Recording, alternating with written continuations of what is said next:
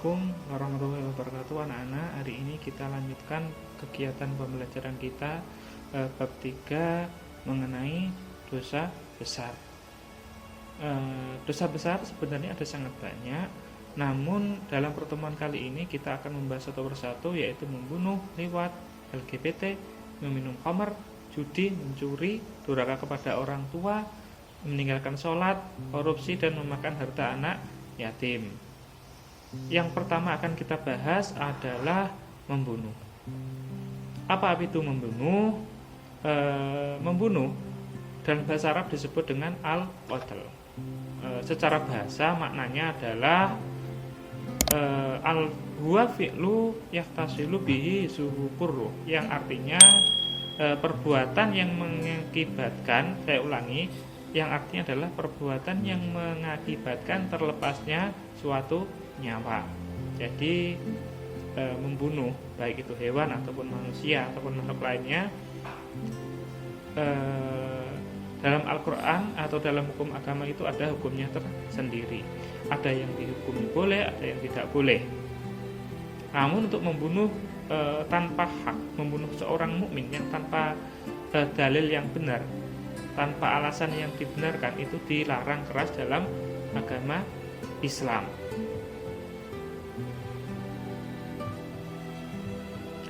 Dalil larangan membunuh yaitu terdapat dalam surat Al-Isra ayat 33. Berikut ini ayatnya adalah Bismillahirrahmanirrahim. Wala taqtulun nafsal lati harramallahu illa bil haq. Yang artinya, dan janganlah kamu membunuh jiwa yang diharamkan Allah, melainkan dengan suatu alasan yang dibenarkan. Jadi membunuh dalam agama Islam itu ada yang diperbolehkan, ada yang tidak. Yang diperbolehkan, misalkan seorang hakim itu memberi tugas atau memerintahkan kepada seorang algojo untuk melaksanakan hukum kisos atau membunuh atau melaksanakan pembunuhan dikarenakan memang seorang yang akan dibunuh itu melakukan perbuatan salah atau mungkin pembunuhan dalam perang, juga diperbolehkan. Hukuman membunuh. Seorang pembunuh itu pasti akan ada hukumannya. Dalam negara kita terdapat dalam pasal 338 KUHP. Nanti bisa kalian browsing sendiri, bisa kalian cari sendiri isinya seperti apa sih. Kemudian ada juga menurut agama kita, yaitu dalam Al-Quran surat An-Nisa ayat 93 yang menerangkan mengenai larangan membunuh. Ini ayatnya, Bismillahirrahmanirrahim. Wa may yaqtul mu'minan muta'ammadan fajazaa'uhu jahannamu khalidan fiha wa ghadiballahu alaihi wa la'anahu wa addalahu adzaban azima. Yang artinya, dan barang siapa membunuh seorang mukmin dengan sengaja, maka balasannya ialah jahanam, maksudnya neraka jahanam. Ia kekal di dalamnya dan Allah murka kepadanya dan mengutubinya serta menyediakan adab yang besar baginya. Ini adalah ayat yang khusus diperuntukkan bagi orang yang membunuh seorang mukmin dengan sengaja tanpa alasan yang dibenarkan oleh agama. Kemudian dampak negatif dari melakukan tindakan pembunuhan itu apa? Nah, pastinya ada dampak bagi seorang pembunuhnya ataupun bagi keluarga yang terbunuh. Bagi seorang pembunuh dampaknya adalah secara psikis secara hati nurani, secara akal, secara otaknya, secara perasaan. Seorang pembunuh akan selalu merasa bersalah, jadi hatinya akan selalu merasa bersalah karena memang itu perbuatan yang diharamkan oleh Allah. Kemudian secara agama, seorang pembunuh mukmin, seorang orang yang matani wong mukmin, bisa dikenakan hukum kisos atau diyat atau denda, dan dapat mendapat hukuman di neraka. Jadi di dunia sudah mendapat hukuman, di akhirat juga akan mendapat hukuman. Di dunia dikisos, kalau keluarganya memaafkan ya di diat atau harus membayar denda. Kemudian secara hukum negara di dunia, orang yang melakukan tindakan pembunuhan juga akan dipenjara sesuai dengan tadi pasal 338 Undang-Undang KUHP. Kemudian dampak negatif bagi keluarga atau dampak bagi keluarga dan masyarakat itu apa? Dampaknya adalah bagi keluarga akan merasa dendam. Jadi misalkan keluarga A, salah satu anggota keluarganya itu dibunuh oleh B, ada kemungkinan keluarga A ini akan menaruh dendam kepada B ataupun keluarga B dan seterusnya. Kemudian dampaknya yang lain adalah masyarakat akan menjadi tidak suka. Jadi mana ada orang yang menyukai seorang pembunuh, pasti hampir pasti tidak akan disukai. Itu tadi adalah sedikit pembahasan mengenai perbuatan atau larangan membunuh. Kita lanjutkan, dosa yang besar selanjutnya adalah liwat. Liwat adalah suatu sebutan yang dinisbatkan kepada kaum Nabi Lut alaihissalam. Hal ini dikarenakan kaum Sodom, yaitu kaumnya Nabi Lut alaihissalam, adalah yang pertama melakukannya.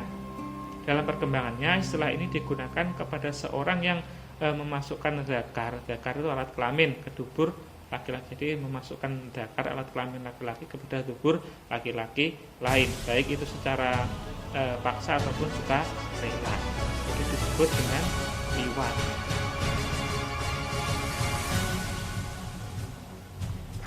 Oke, terkait liwat tadi, bagaimana kalau itu dilakukan dengan paksaan maaf. Bagaimana kalau itu dilakukan dengan paksaan, misalkan diancam atau semacamnya? Itu nanti akan kita bahas di video yang lain ya. Oke, dampak negatif dari perilaku liwat. Liwat dikategorikan sebagai orang yang melampaui batas sebagaimana dalam surat Al-A'raf ayat 81. Dilaknat oleh Allah sebagaimana dalam hadis Nabi Muhammad SAW yang diriwayatkan oleh Imam Ahmad. Kemudian liwat juga bisa merusak kelestarian manusia karena angka kelahiran akan menurun. Jadilah karena laki-laki berhubungan badan sama laki-laki tidak akan melahirkan seorang anak, tidak akan melahirkan manusia. Kemudian dampak negatifnya juga mendapat adab dari Allah sebagaimana dalam surat Al-Ankabut ayat 31. Oke, mengenai surat Al-A'raf ayat 31, mengenai hadis Nabi yang diriwayatkan oleh Imam Ahmad, dan surat Al-Ankabut ayat 31 yang berkenaan dengan liwat ini mungkin akan kita bahas lain waktu atau bisa kita bahas di video yang lainnya, karena kalau kita bahas di sini nanti waktunya tidak akan cukup. Selanjutnya dosa besarnya adalah LGBT. LGBT itu apa? LGBT adalah singkatan dari lesbian, gay, biseksual, dan transgender. Lesbian adalah istilah bagi perempuan yang mengarahkan orientasi seksualnya kepada sesama perempuan.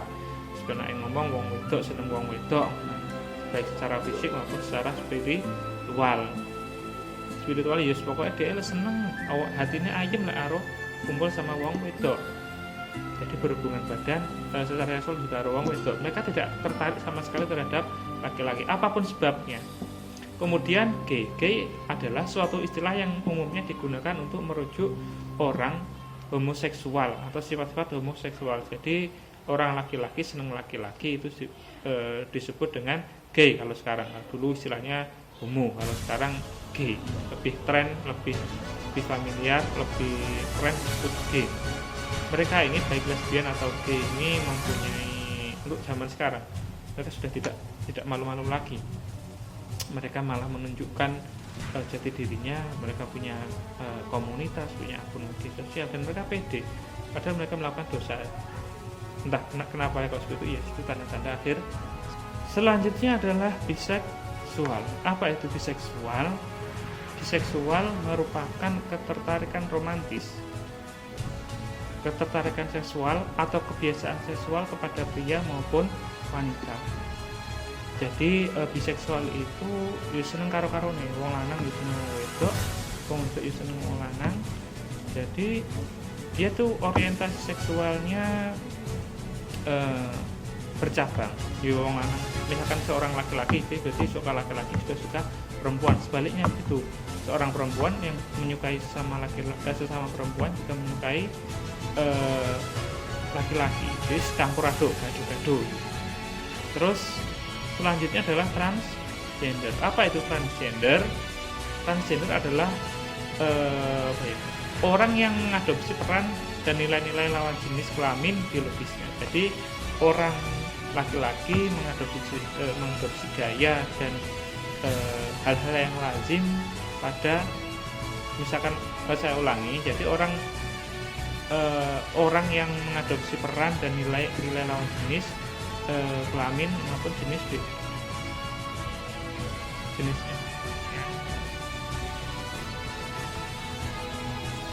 Transgender adalah orang yang mengadopsi peran dan nilai-nilai lawan jenis kelamin biologisnya. Jadi misalkan contoh seorang laki-laki tapi bergaya perempuan, bahkan sampai mengubah jenis kelaminnya. Begitu juga sebaliknya, seorang perempuan bergaya seperti laki-laki yang bahkan sampai mengubah jenis kelaminnya. Nah, itulah yang disebut dengan transgender. Mungkin itu saja untuk dosa besar selanjutnya akan kita bahas di video selanjutnya. Dari saya sekian, wassalamualaikum warahmatullahi wabarakatuh.